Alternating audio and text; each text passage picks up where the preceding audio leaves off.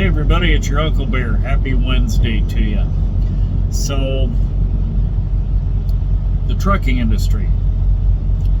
You know, if our children were babysat as well as the trucking industry in this country is, or should be anyway, I think they're failing miserably.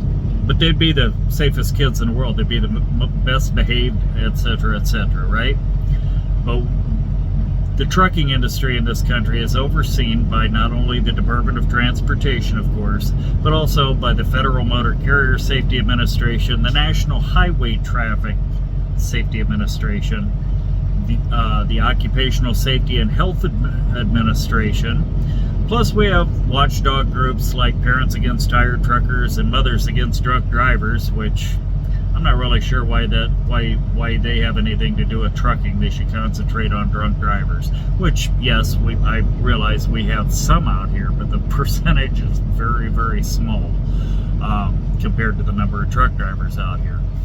But anyway, I saw a video yesterday regarding these autonomous trucks and this Aurora company out of that's running these trucks in Texas now. Number one, I had to laugh at this guy because he said, yeah, we'll have a 100% safe trucking industry with ours. No, they won't.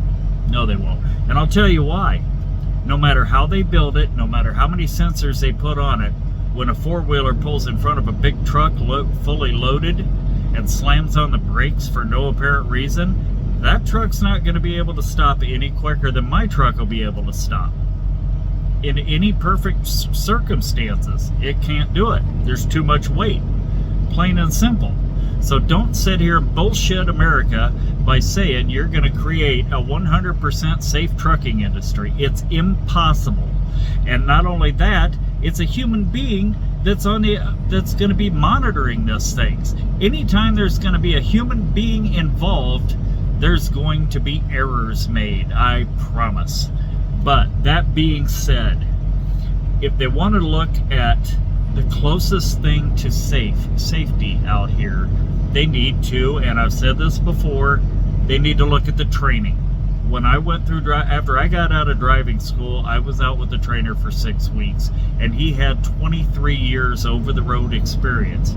Over-the-road experience, okay? The first thing that the government needs to do, which they, like I say, they've been dropping the ball, okay? They need to go into the driving schools, especially the driving schools that at the mega fleets, that the mega fleets own, okay? They're just pushing them through, and then they put them out to be trained by somebody that doesn't have 6 months experience themselves. So you got the blind teaching the blind. I'm sorry. No, that's not. And if you're thinking about entering the trucking industry, demand. All right, number one, don't go to one of these trucking company schools, because they're going to say, okay, well, you have to stay with us this long, or we're going to put an $8,000 or $10,000 lien on you, you know, and just destroy your credit. Okay, now go through a vocational school, a local vocational school. Where you live, or somewhere else for that matter, but find a good vocational school with a truck driving program and go through that. It's usually about an 8-week course. You go in there, when you're done, you have your CDL, you just take it out to the licensing center and they give you your license, right? Or a permit, or however they do it now. I don't know. I went before they had the CDL. But anyway, when you do go to a company, number one, before you get there, you demand and have it in writing that your trainer will have a minimum of 10 years over-the-road experience. Again, over the road. You don't need Sparky, who's been driving local for one of the freight outfits, you know, and he knows how to drive in your city. How's that going to do you a damn bit of good when you get out on the mountains? And driving on the mountains in the wintertime especially. It's not. So get somebody who knows what the hell they're doing, okay? Plain and simple. You're going to be your best teacher, plain and simple. But you know what? There's things that my trainer told me 36 years ago that still pop into my head right when I need them, okay? There are tips and little tidbits of information that they tell you that still stick in your head. So, yeah, do it that way.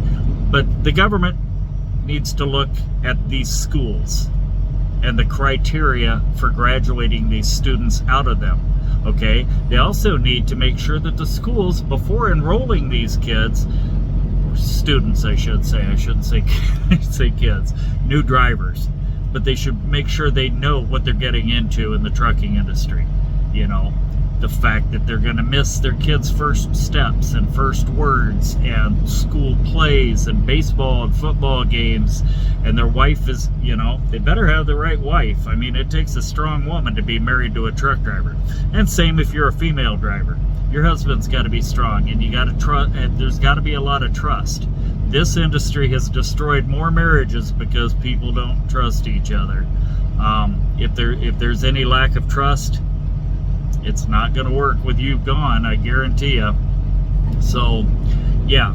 Anyways, that being said, that's what they need to look at if they want a safe highway system.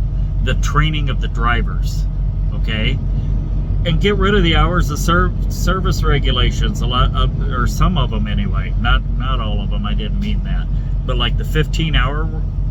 We need to go back to the 15-hour midnight to midnight, get rid of that stupid 14-hour rule, get rid of the 30-minute mandatory break. Both of them are dumb as shit. You know, it put a lot of mom and pop truck stops out of business, because we used to be able to have coffee breaks and stuff and sit down and eat, you know. And yeah, when you sat down, took your coffee break or whatever, you could pick the brains of the old timers and learn some stuff about trucking.